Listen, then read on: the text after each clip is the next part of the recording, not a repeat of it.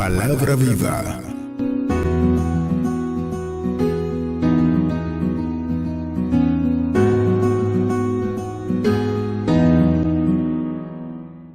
Anuncios. Vamos a entrar en la palabra de Dios en esta mañana. Saludamos a los hermanos de Radio Bonao Bendición, Yuna Visión, Telebendición, los hermanos que nos ven en el Cibao completo, también a través de Santiago TV, un canal de Santiago que retransmite con nosotros. Muchas gracias. Compartan los enlaces, siempre les digo, compartan los enlaces. Ustedes ni yo sabemos a quién vamos a bendecir, pero hágalo por amor, en el nombre de Jesús. Amén. Le damos un aplauso a los hermanos de la radio, la televisión, las redes. Estamos en vivo. Transmitimos en vivo, nada aquí es editado.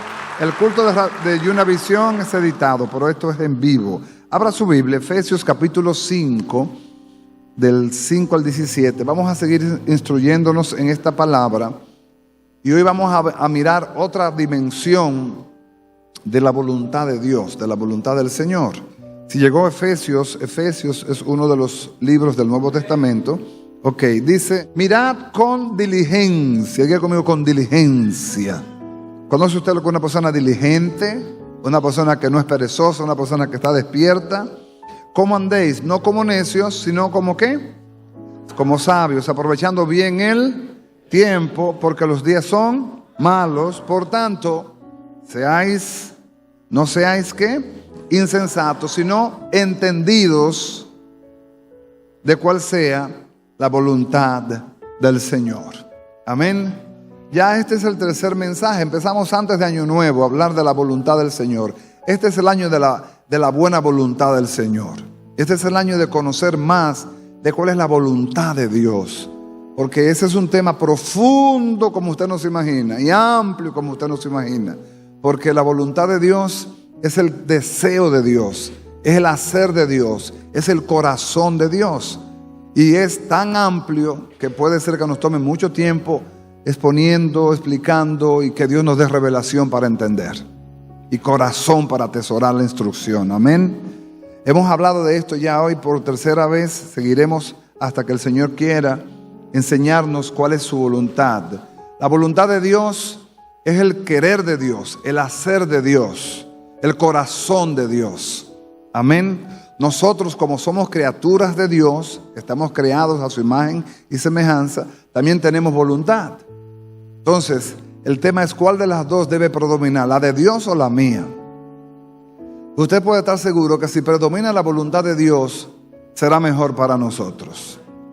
Por no predominar la voluntad de Dios en nosotros, vemos lo que vemos. Vemos tantas cosas desordenadas, fuera del diseño original. Pero la voluntad de Dios, dice Romanos capítulo 12, que es buena, agradable y perfecta. ¿Verdad? Diga conmigo, la voluntad de Dios es buena, agradable y perfecta. Entonces, la voluntad de Dios, el hacer de Dios, el deseo de Dios, el corazón de Dios, está escrito en gran parte en la Biblia. O sea que se puede conocer la voluntad de Dios. Usted puede saber cuál es la voluntad de Dios si escudriña las Escrituras, si lee la Biblia, si ora, si se congrega. Puede ser instruido también en cuál es la voluntad de Dios. Esa preguntita, ¿cuál es la voluntad de Dios para tu vida?, es la pregunta más difícil que muchos creyentes tenemos que enfrentar, porque muchos no sabemos responderla. Si se pasara un listado allá afuera y le preguntáramos a cada hermano, ¿cuál es la voluntad de Dios para tu vida?, mucha gente gagueara, mucha gente titubeara, mucha gente dijera, algunos responderían, pero no responderían conforme y de acuerdo a Dios, responderían de acuerdo a su interpretación, porque nosotros tenemos interpretaciones de la voluntad de Dios personalizadas también. No sé si me comunico, ¿verdad? Porque cada cual, según su conveniencia, juzga. Y si la voluntad de Dios no está alineada a lo que a mí me conviene, pues eso yo no lo veo como voluntad de Dios. Pero muchas veces hay cosas que Dios permite que son voluntad de Dios para Dios lograr propósitos en nuestras vidas. Hablábamos el miércoles de voluntad soberana. Es la voluntad en la cual Dios no consulta con nadie, nunca ha consultado, Él no hace reuniones, Él toma decisiones y revela su voluntad por boca de los profetas, por boca de los ministros o por su palabra la va a revelar.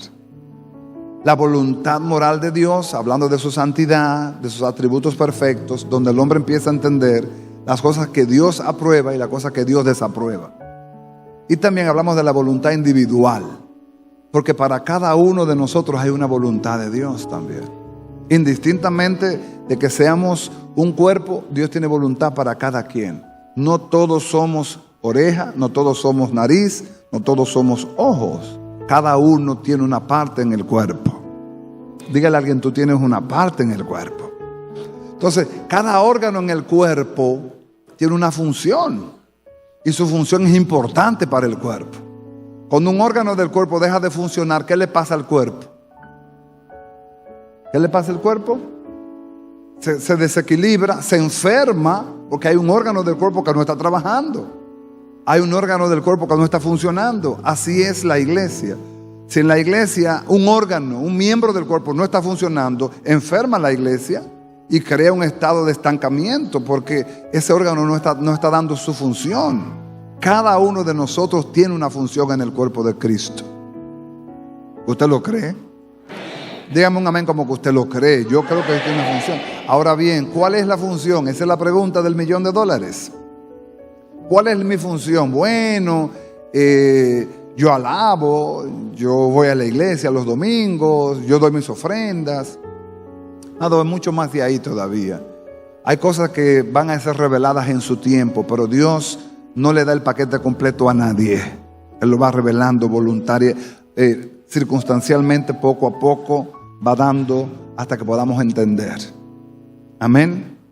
Yo le decía a mis hijos, que ya tengo un nieto, no sé si ustedes lo saben, creo que sí, que a los niños no es bueno regalarles muchos juguetes juntos. Darle un montón de juguetes. Muchos padres cometen ese error y no saben el daño que le hacen a los hijos. Les voy a decir por qué. Primero, cuando usted le regala a sus hijos 6 juguetes juntos, él no sabe cuál de los 6 va a preferir. Él no sabe cuál es su preferencia, número 1. Número 2, le quita atención y valor a lo que usted le dio. Entonces, usted queriendo forrar a su hijo de juguete, le está haciendo un daño. ¿Qué es lo correcto? Denle un juguete. Cuando él ya disfrute y se canse de ese juguete, cámbieselo y dele otro. Pero ya él disfrutó ese. ¿Me comunico?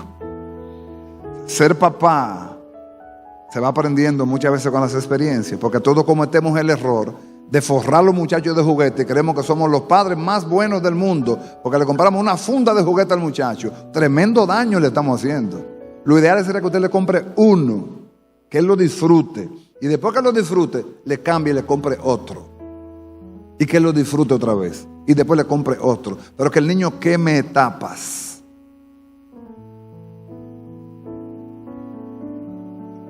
Así en la vida de la fe, hay que quemar etapas. Y Dios, como es Padre formador, nos lleva por etapas también a nosotros. Amén.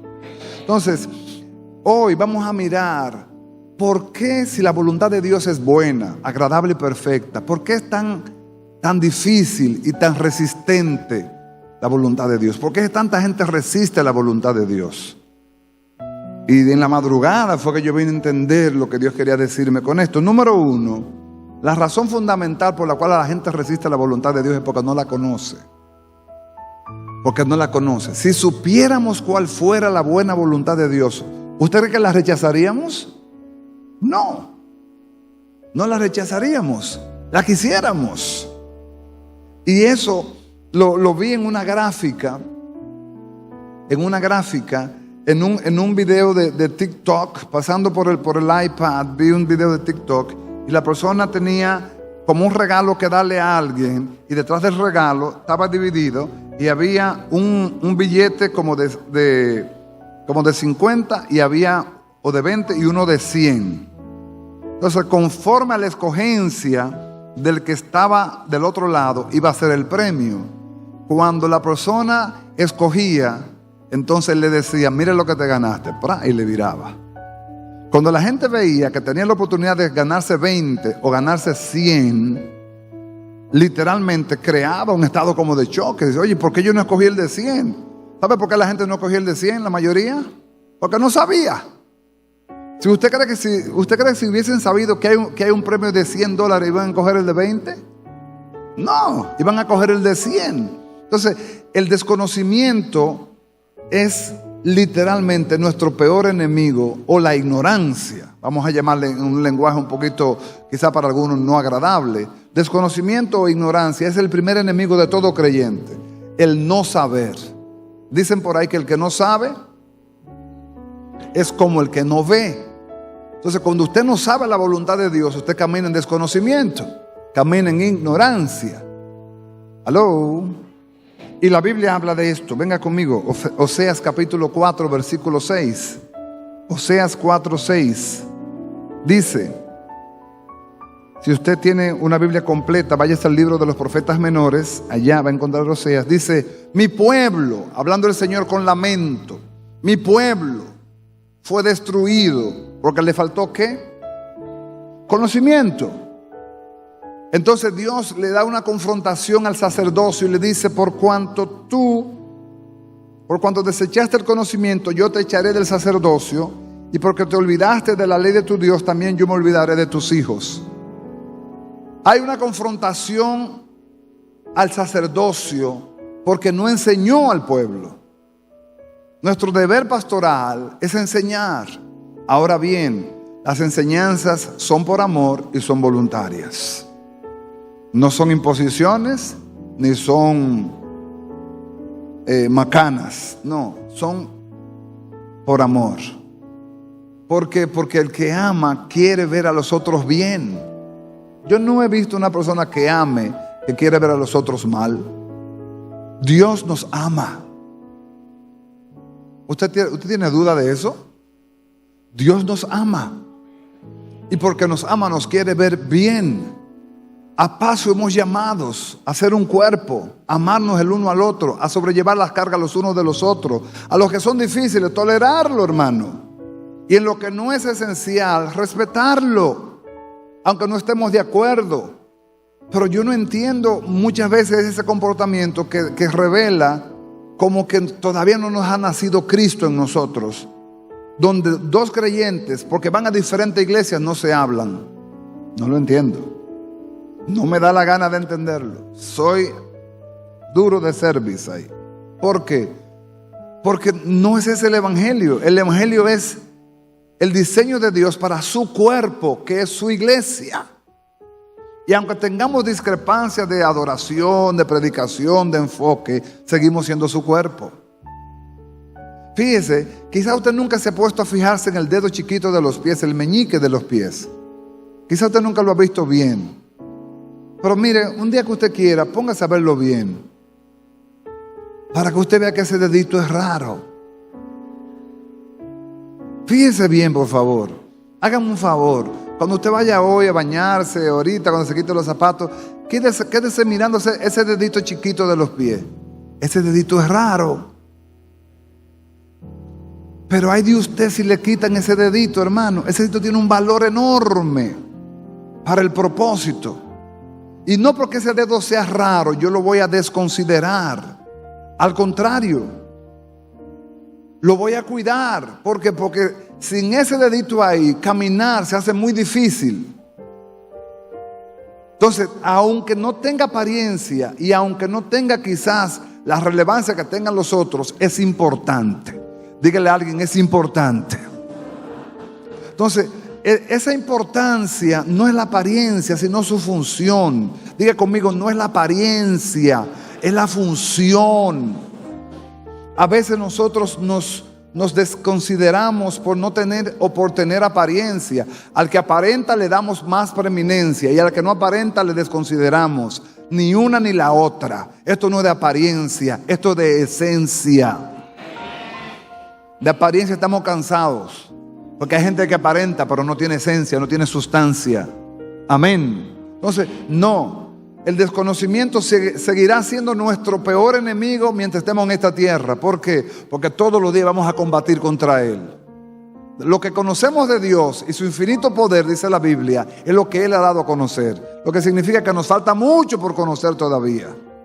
No se crea que ya usted llegó. Dígale a alguien te falta, dígale te falta, dígame falta. pero estoy aquí para aprender. Entonces, un elemento obstáculo contra la voluntad de Dios es el desconocimiento. Si yo no sé cuál es la voluntad de Dios, es imposible que la cumpla. Tú no le puedes pedir a alguien que tú no le has enseñado algo que lo haga.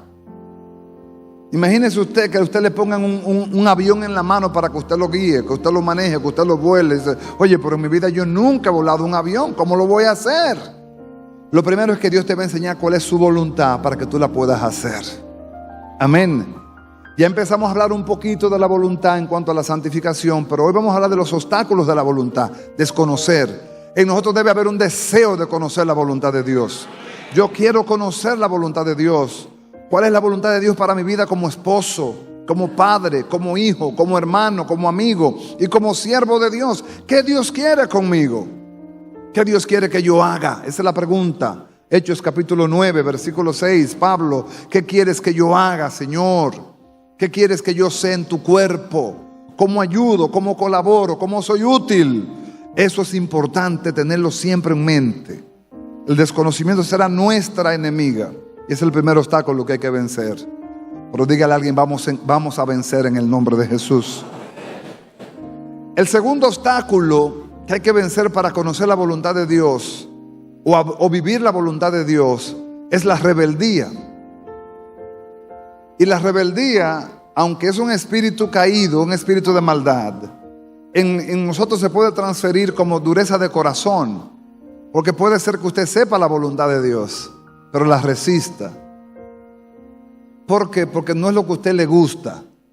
Y ahí es donde entra la soberanía de Dios. La voluntad de Dios no es lo que a mí me guste. La voluntad de Dios es lo que Dios determinó para mí.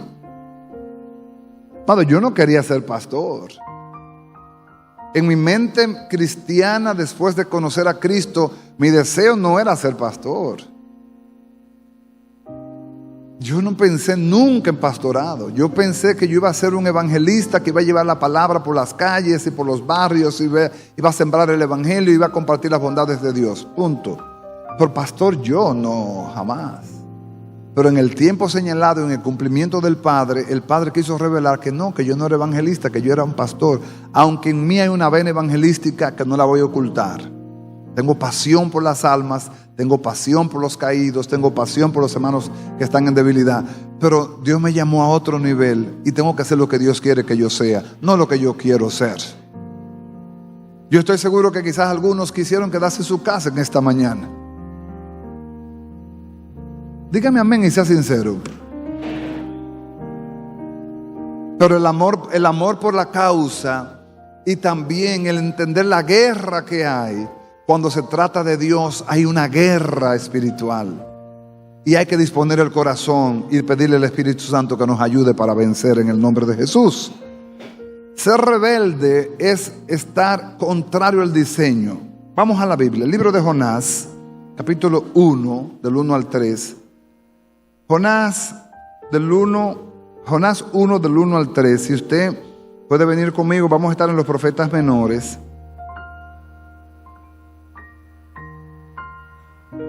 Si llegó, Jonás capítulo 1 del 1 al 3 dice: vino palabra de Jehová a Jonás, hijo de Amitai. Jonás capítulo 1 del 1 al 3 diciendo: levántate y ve a Nínive, aquella gran ciudad, y pregona contra ellos, porque ha subido su maldad delante de mí. Y Jonás se levantó para huir de la presencia de Jehová a Tarsis. Y descendió a Jope y halló allí una nave que partía para Tarsis, y pagando su pasaje, entró en ella para irse con ellos a Tarsis, lejos de la presencia de Jehová. El error de Jonás. Con Jonás se puede también usar otro obstáculo, que es el prejuicio. Jonás era hijo de un sacerdote. Jonás fue llamado a ser profeta, pero Dios lo mandó a donde él quería. Y Dios quería que se llevara un mensaje a Nínive. ¿Qué pasa? Que Nínive e Israel no se llevaban bien. Porque los ninivitas en un momento fueron opresores de Israel. Y Jonás tenía prejuicios contra Nínive. Es como que Dios te manda a dar un mensaje de amor a una gente que te cae mal a ti. Yo espero que a usted nadie le caiga mal, ¿verdad que no? Se fueron. Pero que Dios te mande a aquel vecino que no te deja dormir por las noches con una música altísima. Que Dios te mande a aquel compañero de trabajo que habla y nunca se calla y lleva la vida de todo el mundo, y Raimundo también. Que Dios te mande a aquella persona que es bien difícil de tolerar. Hermanos, miren, hay gente difícil. Hay gente difícil. Pero si Dios te mandó a darle un mensaje de amor, ¿qué tú vas a hacer? Jonás le pasó eso. Había un mensaje para Nínive. Y Nínive, como había sido opresor de Israel, Jonás dijo: no, para Nínive no. Mándame donde tú quieras, pero a Nínive no. Y dice la Biblia que Jonás salió para huir de la presencia de Dios. ¿Cuánta gente en las iglesias está huyendo de la presencia de Dios? ¿Cuántos Jonases hay en este tiempo que está huyendo del diseño de Dios? Muchos. Muchos.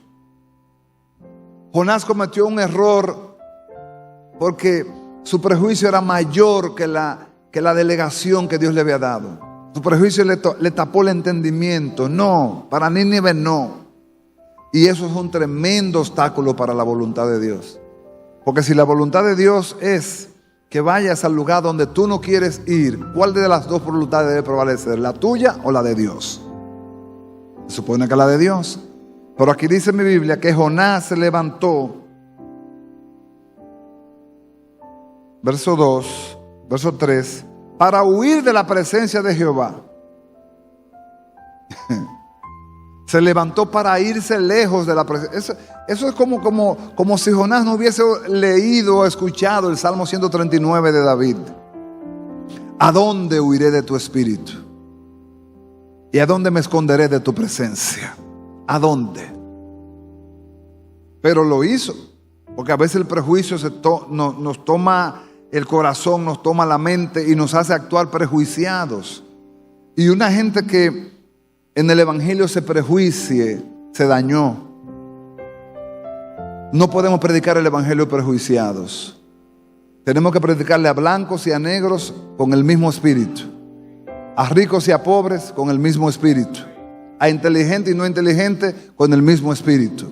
Porque al final de todo, el mensaje no es tuyo, el mensaje es de Dios.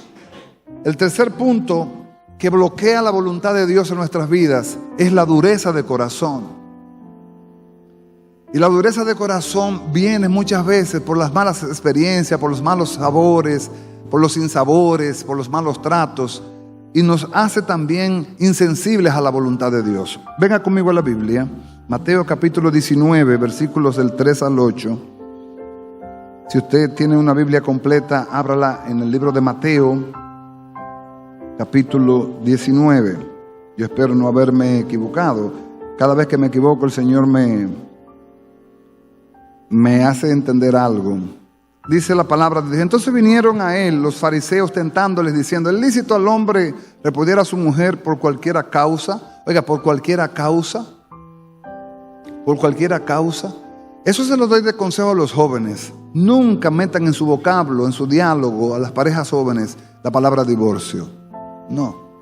Esa palabra ni se menciona en medio nuestro. Porque es que usted sabe que va a tener diferencias y discrepancias. Usted sabe que eso es de orden. Van a venir momentos en que usted no va a estar de acuerdo. Que si es salado, que si es dulce, que si es frío, que si es caliente. No. No menciona esa palabra. Y dice aquí: ¿es lícito al hombre repudiar a la mujer por cualquier causa? ¿Repudiar a la mujer porque le quedó el arroz duro? ¿Repudiar a la mujer porque no sabe cocinar? Muchas mujeres se han casado sin saber cocinar. Y son mujeres que han sostenido un matrimonio por años con buen testimonio. Amén. Entonces, 4. Él respondiendo le dijo: ¿no habéis leído que el que los hizo al principio varón y hembra los hizo? 5. Y le dijo: por esto el hombre dejará padre y madre y se unirá a su mujer, y los dos serán una sola carne. Así que ya no son más dos, sino una sola carne. Por tanto, Porque Dios juntó, no lo separe el hombre. 7. Le dijeron, ¿por qué pues mandó Moisés dar carta de divorcio y repudiarla? Él les dijo, por la dureza de vuestro corazón, Moisés permitió repudiar a vuestras mujeres. Mas al principio no fue así. No fue así en el principio. ¿Por qué se quebrantan relaciones que han procreado hijos, que han procreado, que hasta nietos tienen, y se quebrantan matrimonios? Que uno dice, ¿pero cómo es posible? Después de 25, de 20 años juntos, cada cual por su lado. La dureza de corazón se confabula mucho con la soberbia. Y uno se vuelve soberbio. No es sensible. Y por más que le digan la verdad, no la recibe porque la soberbia no te deja oír. No te deja oír.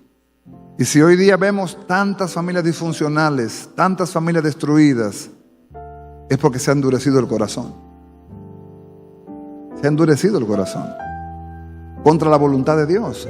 El divorcio no es la voluntad de Dios. No lo es. No está en el diseño de Dios. Nunca fue, ni nunca será diseño de Dios. Pero ¿por qué pasa? Por la dureza del corazón. Se ha ido el hombre pos la soberbia, pos los egos, y le ha hecho más caso a los egos que al diseño de Dios.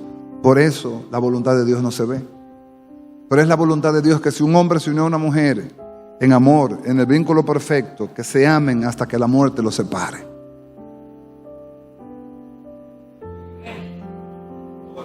Que amen hasta que la muerte los separe. Que no vivan como perro y gato, sino que se amen, se respeten, se valoren y que juntos den testimonio a sus hijos, a su comunidad, a los ángeles, de que esa unión fue Dios que la fundó, que la unió, en el nombre de Jesús. Pero ¿por qué hoy vemos lo que vemos? Porque se ha endurecido el corazón.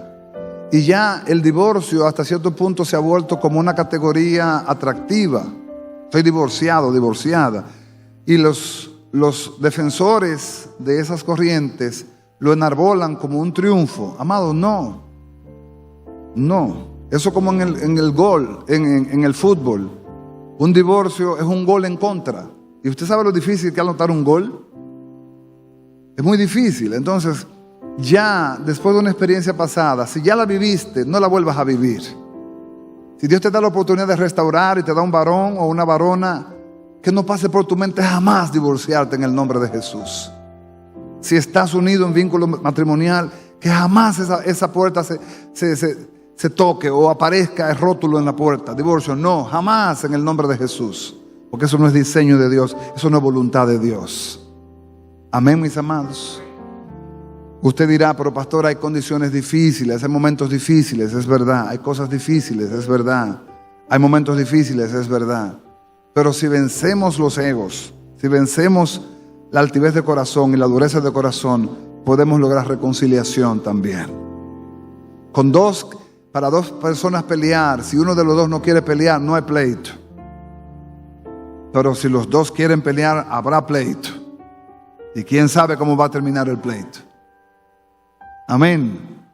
Usted desactiva el pleito con la respuesta blanda. ¿Cómo desactivar un pleito? Lo que dice la Biblia. ¿Qué dice la Biblia?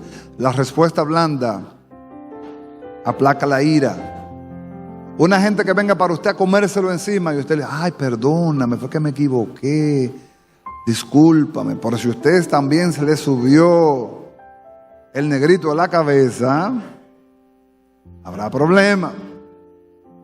Entonces ahí es que se necesita tener cordura de Dios, dominio de Dios y entendimiento de la voluntad de Dios. Amén, mis amados. 3, 4. ¿Por qué se obstaculiza tanto el caminar en voluntad de Dios? Hay un elemento que no siempre lo mencionamos, pero literalmente es palpable en la iglesia. Mateo capítulo 25, 14 al 26, la parábola de los talentos.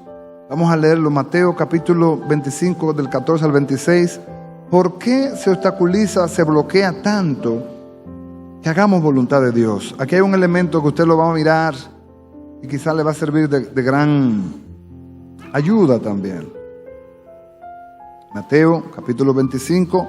Dice, porque el reino de los cielos es como un hombre que yéndose lejos llamó a sus siervos, les entregó ¿qué les entregó? Sus bienes.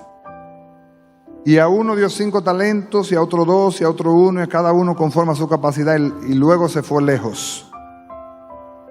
El que había recibido 5 talentos fue y negoció con ellos y ganó otros 5 talentos. Y asimismo el que había recibido 2, ganó también otros 2. Pero el que había recibido 1 fue y cavó en la tierra y escondió el dinero de su señor. Después de mucho tiempo vino el señor de aquellos siervos y arregló cuentas con ellos. Y llegando el que había recibido 5 talentos, trajo otros 5 talentos diciendo, Señor, 5 talentos me entregaste, aquí tienes, he ganado otros 5 talentos sobre ellos. Y su señor le dijo, bien, buen siervo y fiel, sobre poco has sido fiel, sobre mucho te pondré, entra en el gozo de tu señor. 22. Y llegando también el que había recibido 2 talentos, dijo, Señor, 2 talentos me entregaste, aquí tienes, he ganado otros 2 talentos sobre ellos. Su señor le dijo, bien, buen siervo y fiel, sobre poco has sido fiel, sobre mucho te pondré, entra en el gozo de tu señor. 24.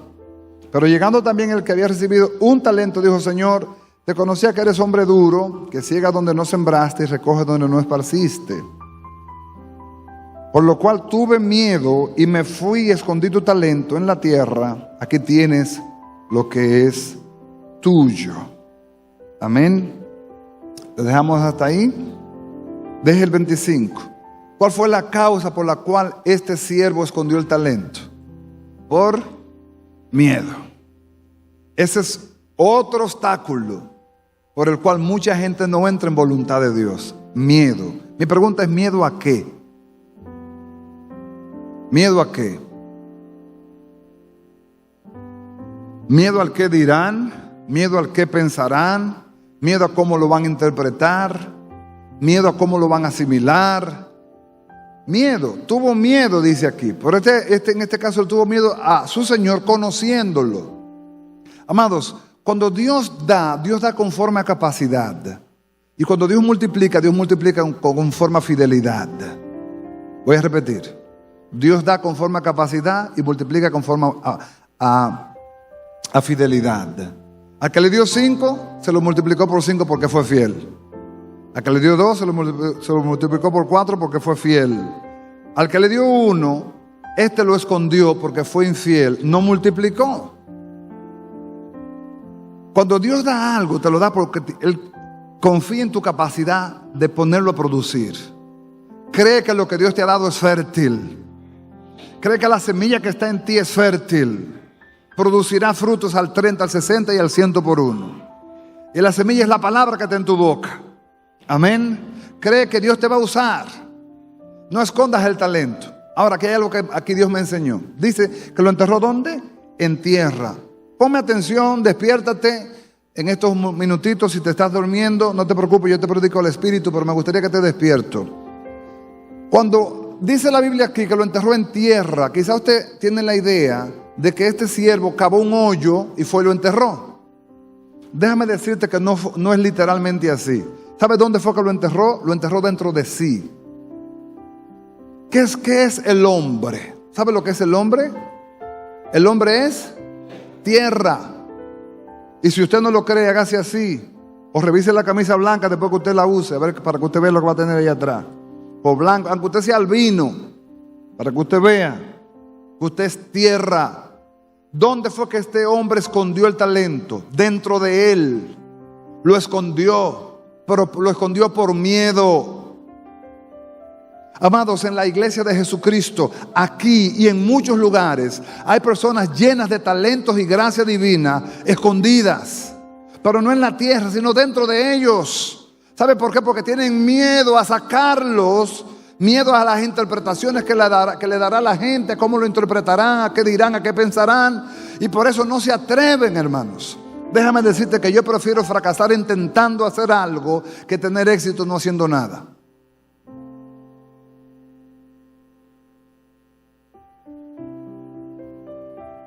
¿Se entiende? Prefiero fracasar intentándolo que tener éxito no haciendo nada. Por eso no cree usted en dinero fácil. No cree usted en hacerse rico fácil, en acostarse y mañana amanecer millonario. No cree usted. Las cosas que valen cuestan. Y para poder poner por obra la voluntad de Dios, hay que poner a un lado los temores, el miedo, la cobardía, la apatía. Y hay que atreverse en el nombre de Jesús. Hay que ser osado por la fe de aquel que nos llamó y nos dijo: yo estaré contigo todos los días. Cuando pase por las aguas, yo estaré contigo y no te anegarán. Cuando pase por el fuego, yo estaré contigo y no te quemará, ni las llamas arderán en ti. Hay que ser esforzado por causa de aquel que nos llamó y nos dio la delegación. No porque yo sea fuerte, sino porque mayor es el que está en mí que el que está en el mundo. Yo no puedo, pero Él puede. Y yo me atrevo, Señor. Si tú me envías, yo voy, Señor. Amados, el miedo ha sido literalmente uno de los mayores obstáculos para que las iglesias del Señor usen dones, talentos y ministerios. Mucha gente en las iglesias llena de miedo. ¿Pero miedo a qué? La pregunta mía.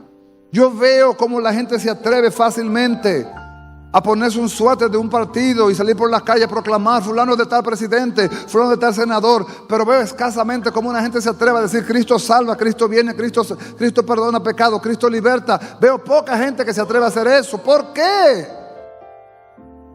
¿Usted cree que un político puede ser más fiel que Dios? ¿Puedo yo invertir más tiempo en una campaña política que hablando de mi Señor? No, jamás. Sin embargo, yo veo que la gente lo hace. ¿Será porque le pagan? ¿O será porque sus conveniencias o las mieles del poder son tan atractivas? Que mañana está es que yo estoy en política. Tú lo llamas, no lo encuentras nunca. Es que yo estoy en política, es que estoy en campaña, hermano. Estoy fajado en la campaña. Yo soy del equipo del senador, yo soy del equipo del diputado, yo soy del equipo del alcalde. Y no tengo tiempo ni para respirar, ni para arrancarme la cabeza. Hermano, yo quisiera oír cristianos que me digan: no tengo tiempo para nada, porque estoy mañana, tarde y noche predicando el evangelio, testificando de Cristo, orando por la iglesia, llevando el mensaje, compartiendo con mis vecinos, abriendo puertas, tocando puertas, diciendo la verdad del evangelio. Yo quisiera oír eso. Y nosotros tenemos que empoderarnos de esta palabra. Esta palabra nos va a retar a nosotros a salir del miedo, porque en este año vamos para la calle a llevar el evangelio de Cristo, a testificar el evangelio de Cristo. Vamos a compartir el evangelio, contratado por la radio, por avión, por televisión, por donde sea. Vamos a decirle al mundo: no todo está perdido. Es verdad que los sistemas nos han fallado, es verdad que los partidos nos han fallado, pero hay uno que no ha fallado. Hay uno que venció, triunfó y triunfará por siempre, que vive y reina por los siglos de los siglos. Él es el Rey de gloria. Alzad, oh puertas externas, vuestras cabezas, y entrará el Rey de gloria. ¿Quién es este Rey de gloria? Jehová, el fuerte y valiente. Vamos a tener que levantarnos nosotros entonces e ir y decirle. Proverbios 29,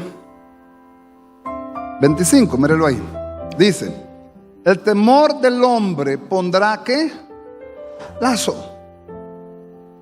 El miedo paraliza. ¿Cuántos saben que el miedo paraliza? Hay muchas experiencias de personas que han vivenciado momentos donde un ladrón entró a su casa. Eso lo hemos visto en películas. Yo no lo he visto en vida real, pero en películas lo he visto.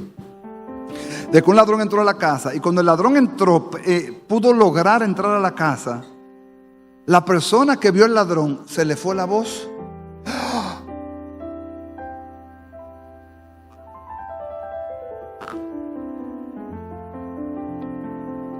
No le sale la voz, porque el miedo paraliza. Pero ¿sabes qué? Sobre ti, sobre mí, no hay espíritu de cobardía.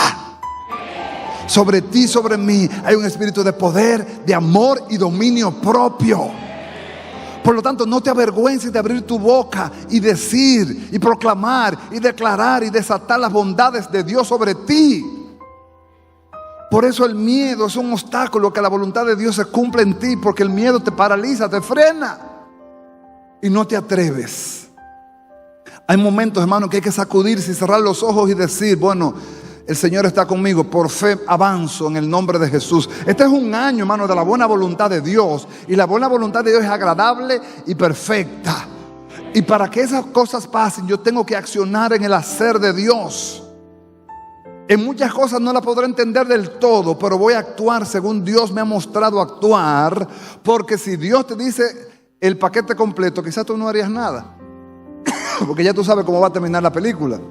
Pero cuando Moisés se vio frente a los judíos, los hebreos, los egipcios aquí, y el mar rojo aquí, y Moisés en el medio, y los egipcios persiguiéndolo, y el mar rojo aquí, y Moisés clamando a Dios, Dios le dice: Moisés, what happens to you? ¿Qué pasa contigo? Y Moisés es el único texto de la Biblia donde Dios le dice a Moisés: ¿por qué clamas a mí? Le gusta a Dios que uno ore, ¿verdad? A Dios le gusta que oremos. El Señor le dijo a Moisés: ¿por qué clamas a mí? Dile al pueblo que marche. Pero ¿sabes una cosa? Dios no le abrió el mar rojo a Moisés hasta que él no metió el piecito. Quizás tú quieres que puertas se te abran. Quizás tú quieres que lleguen trabajos buenos. Quizás tú quieres que proyectos se cumplan. Pero tú tienes que hacer tu parte. Deja el miedo. Atrévete. Toca la puerta. Al que toca se le abre. Al que pide se le da. Al que llama se le responde. Tienes que atreverte. Y eso aplica en todos los sentidos. Aplica en todos los sentidos. Óigame, no dejemos nosotros de pensar en las verdades de Dios. Una de ellas es que Dios es grande y fuerte. Cuando nos atrevemos a andar en voluntad de Dios, en obediencia, y salimos del miedo, el Señor hace proezas. En Dios, ¿qué dice la Biblia? Haremos proezas. Pero esa proeza Dios la hará con quien se atreva a marchar. Cuando Jesús habló a los discípulos sobre los panes y los peces, hermano, era como para probar la fe y probar quién de ellos se atrevía. Y 5,000 hombres, sin contar las mujeres y los niños. ¿Cuántos de ustedes creen que habían ahí? Según los estudiosos, ahí pudo haber dentro de ese conglomerado un aproximado de 30,000 personas. Porque si a los 5,000 hombres usted le suma las esposas, ya son 10,000. Y le suma por familia de a 3. O de a 4, o de a 5. Y dicen algunos que con esos tiempos no habían métodos anticonceptivos, ni habían tampoco controles de planeamiento familiar. Podían tener hasta 10 hijos fácilmente.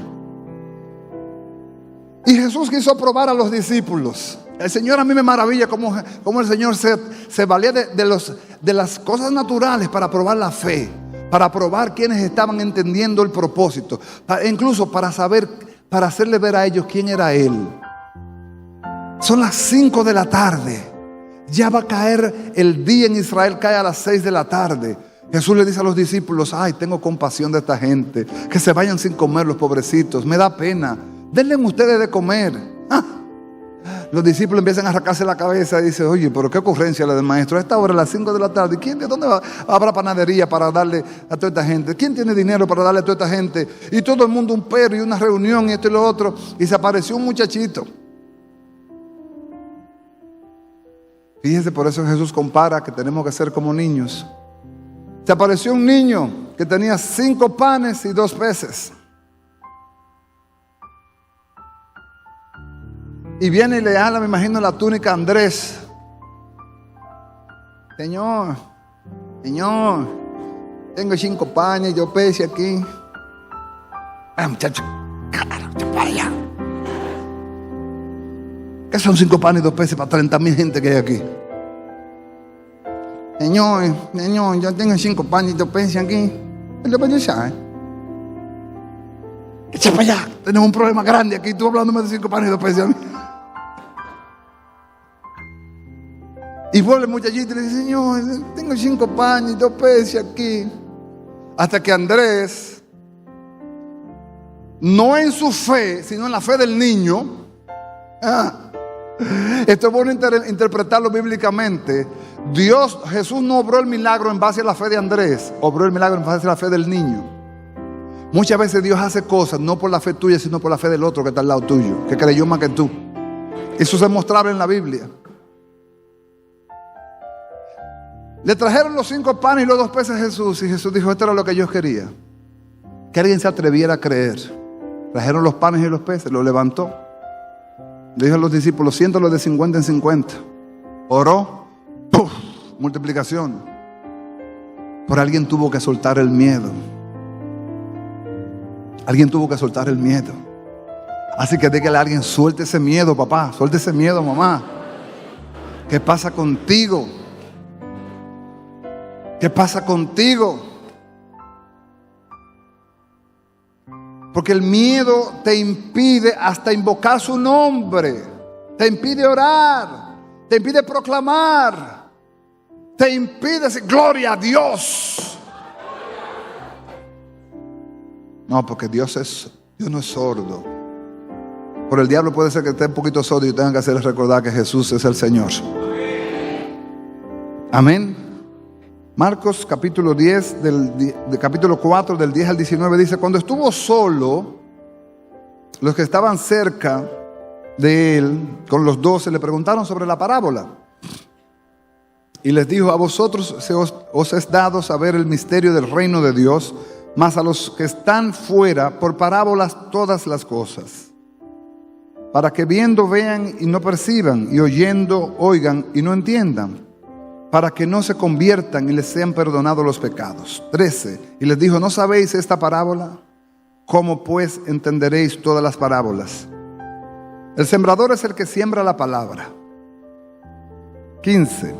Y estos son los de junto al camino, en quienes se siembra la parábola, pero después que la oyen, enseguida viene Satanás y quita la palabra que se sembró en sus corazones.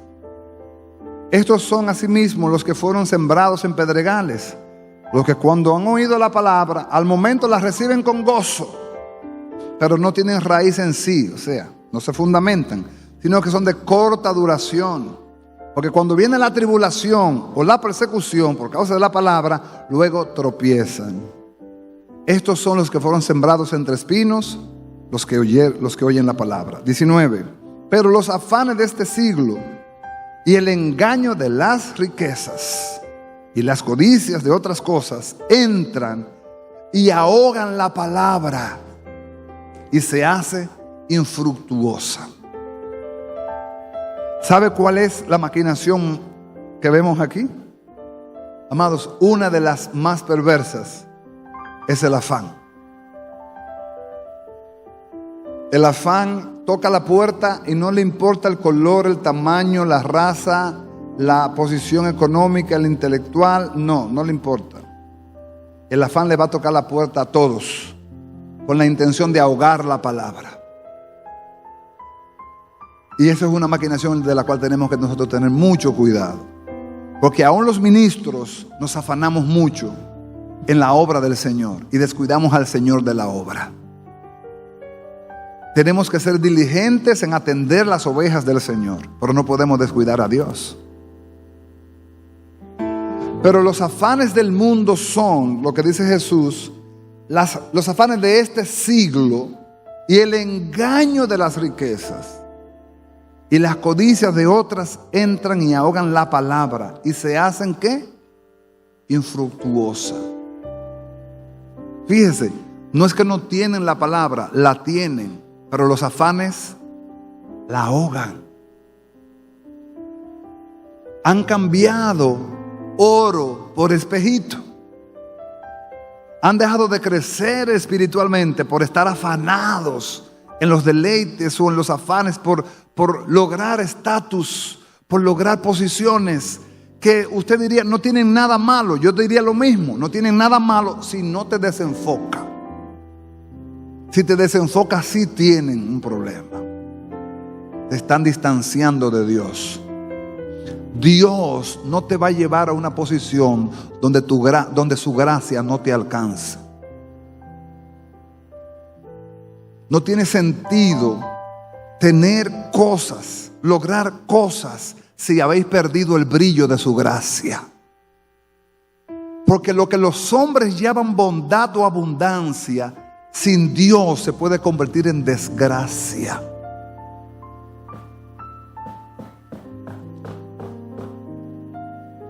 Se lo voy a repetir.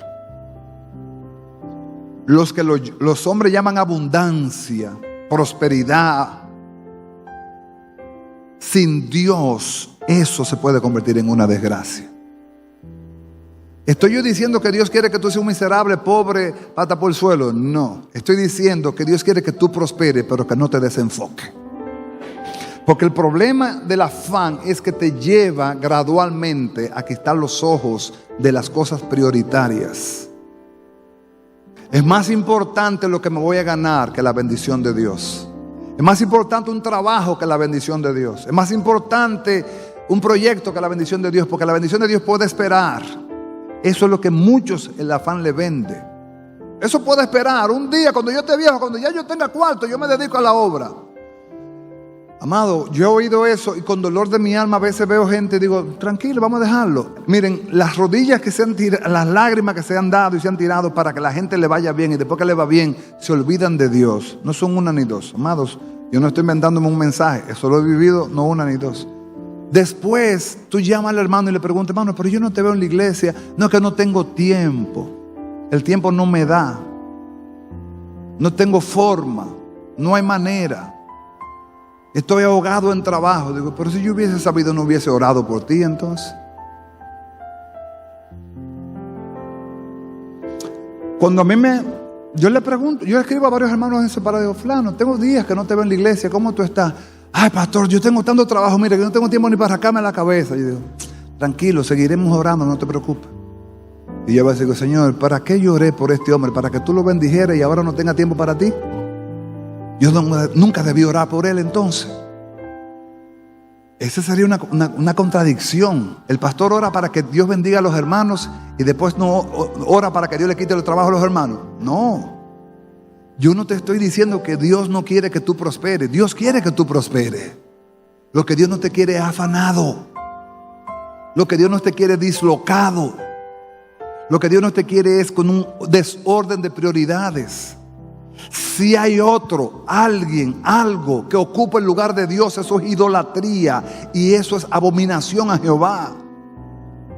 Por eso el afán, y Jesús dijo algo muy fuerte aquí, dijo, el engaño de las riquezas, no lo dije yo, discuta con el Señor.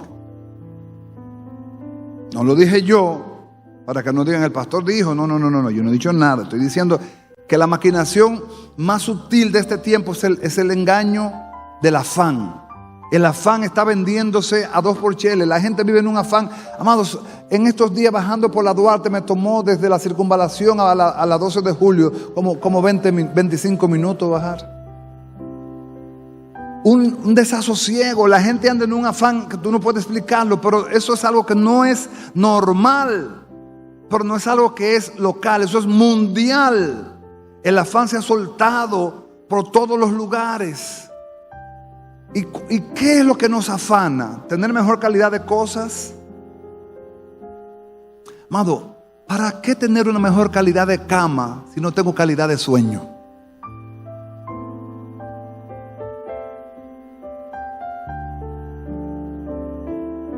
Analícelo. ¿Para qué una mejor calidad de cama si no tengo calidad de sueño? ¿Para qué una mejor casa si no tengo un hogar? Confundimos casa con hogar, no es lo mismo. Casa y hogar no es lo mismo. Nos estamos dejando arrastrar por corrientes extrañas. Amados, yo no le estoy diciendo a usted que ande en harapos. Yo no le estoy diciendo a usted que vive en una choza, no. Le estoy diciendo a usted, haga todo lo posible por mejorar su calidad de vida sin descuidar lo eterno. Enfóquese en ser bueno o lo mejor que usted sea en el área que usted tiene que ser, pero no pierda el galardón de ser llamado un obrero fiel a aquel que lo llamó.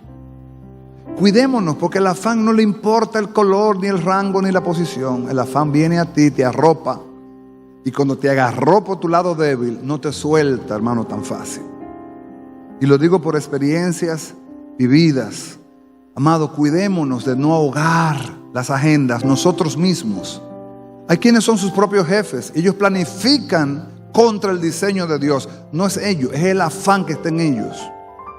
Si yo soy mi jefe y yo soy el dueño de mi empresa, yo no voy a planificar un horario que choque con mi culto, que choque con mi discipulado, porque estoy en contra del propósito yo mismo entonces.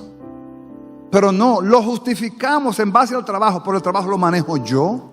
Yo soy el que hago el trabajo. Sin mí el trabajo no se hace. Yo estoy primero que el trabajo. Mi vida vale más que el trabajo. ¿O acaso no lo dijo Jesús Mateo 6? ¿Acaso no vale el cuerpo más que el alimento? ¿Y la vida más que la vestimenta? Claro, pero cuando hay un desorden, algunos creemos que los pastores decimos esto porque estamos en una condición equivocada. Hermano, miren, yo no estoy diciéndole esto a usted porque yo estoy deseándole a usted lo contrario. No, hermano, es al revés. Yo quisiera que usted no viera, mire, en el Mercedes-Benz 2060, pero que esté enfocado en Dios. Que usted no pierda el enfoque. Tiene un calendario en la mano, se te dio hoy. No pierda el enfoque. Jesús, inclina tu rostro, oramos. Padre amado, gracias, tu favor y tu misericordia con nosotros. Señor, ayúdanos, Señor, a vencer estos obstáculos. Cada uno de nosotros puede, Señor, ser lo suficientemente maduro para revisar y decir: muchas veces he sido muy prejuiciado, muchas veces he estado también lleno de temores, otras veces también he sido endurecido. Señor, en otras ocasiones he sido rebelde, en otras ocasiones he tenido miedo. Señor, todas estas cosas me han tocado a mí. Pero yo te ruego en el nombre de Jesús que me ayudes este año. Padre, que pueda caminar en tu voluntad. Quiero hacer tu voluntad. Por eso enviaste al Espíritu Santo, para que me ayude. El ayudador está conmigo. Ayúdame, Espíritu Santo. Ayúdame a hacer la voluntad del Señor. Ayúdame este año a caminar en el conocimiento de su diseño para mi vida, para mi casa, para mi congregación, para mi ciudad, para mi nación. Ayúdame a andar ordenadamente. Que nada me desenfoque, Señor. Como dice el autor de Hebreos, puestos los ojos en Jesús, el autor y consumador de nuestra fe. Señor, levantamos nuestra mirada, Señor, hacia el blanco del supremo llamamiento de Dios en Cristo Jesús. No nos conformamos como estamos o como estuvimos. Queremos proseguir hacia adelante, olvidando lo que queda atrás, Señor. Que este año sea, Señor, el año de la buena voluntad de Dios. El año de entender misterios. El año de crecer, madurar, dar frutos. El año de llevar tu gloria, Señor, donde quiera que vayamos. Seamos dispensadores de tu gloria, Señor, para la gloria de tu nombre. Bendigo a mis hermanos todos presentes. Señor, que tu palabra dé fruto al 30, al 60 y al 100 por uno. Que el impacto de tu palabra sea como un taladro, Señor, que penetra los corazones y dé fruto para la gloria de tu santo nombre. Los que están en los medios también, Señor, sean muy edificados y muy consolados. Y también, Señor, llamados, Señor, a vencer todo obstáculo para tu gloria y para tu honra. En el nombre poderoso de Jesús. Amén y amén. Aleluya. Dele aplauso al Señor. Dios es bueno. Dios es bueno. Centro Cristiano El Buen Samaritano. Síguenos por radio, televisión y a través de las redes sociales.